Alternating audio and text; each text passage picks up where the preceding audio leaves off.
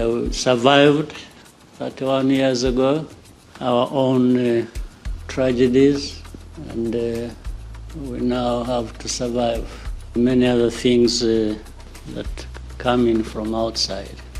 But history has also taught us is that there are big nations, small nations, there are these tragedies, and there is a way to survive them, and there is progress to be made by everyone, and that even when there is darkness, whether in Rwanda or in Africa or the whole world, some of these small places can glow and show some light. Our place, our Rwanda, in that darkness has to glow. It has to find some light to maybe people will see it for what it is. We have our own struggles here, and then we have to contend with the bigger forces that come weighing so heavy on us. So when we sit here and we are planning and we are thinking of what to do, and so that Rwanda goes bad, there are these things that we have to survive. I think